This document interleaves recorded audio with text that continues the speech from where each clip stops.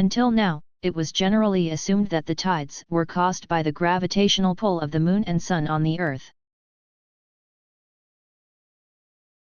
However, no one seems to understand the simple physical rule that the gravitational forces between two celestial bodies orbiting each other are, in principle, zero. The gravitational effect of the Sun on the Earth is comparable to the gravitational effect of the Earth on the ISS, i.e., zero. The Earth and the Moon are also two bodies orbiting each other. If the gravitational forces of the Sun and Moon could raise the sea level by 1 meter, they could also lift a person standing on the ground by 1 meter. The so-called tidal force is the difference between the gravitational pull of the Sun on the side of the Earth facing it and the side facing away from it. It is about 10 to the power of -7, which is completely negligible compared to the gravitational pull of the Earth on sea level, which is 9.81. Tidal phenomena also occur at night on the far side of the Earth. There is not even a remotely plausible explanation for this. So what is the real cause? To explain the actual reason for tidal phenomena, we must once again consider the effect of gravitational fields. When the Sun rotates, for example, its gravitational field rotates at the same time, causing all celestial bodies that it attracts to rotate with it. This is similar to the way in which the rotating electromagnetic field of an electric motor drives the motor's rotor. This is a simple and clear physical phenomenon that plays an extremely important role in astrophysics. Without knowledge of this phenomenon, celestial motions cannot be explained correctly. To date, however, no physicist has paid attention to this phenomenon, which represents a significant shortcoming in modern physics.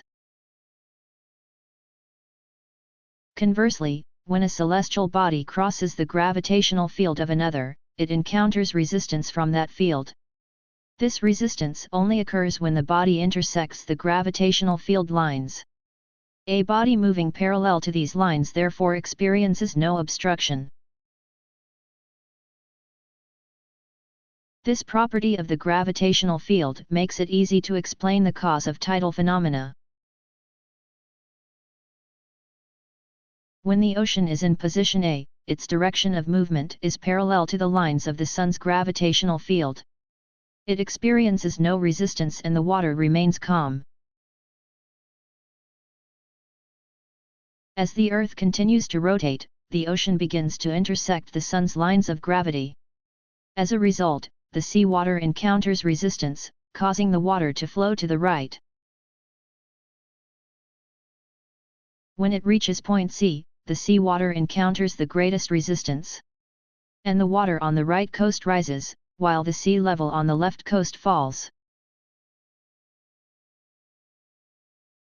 After point C, the resistance to the seawater decreases, causing the seawater to flow back to the left.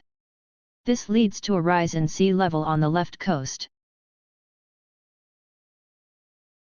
The gravitational field of the Moon has a much smaller influence on the Earth than that of the Sun.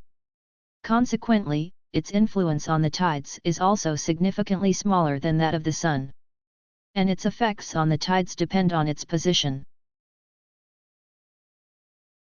For example, when the Moon is at point D, its gravitational field hinders the return flow of seawater, causing the subsequent return flow to be stronger.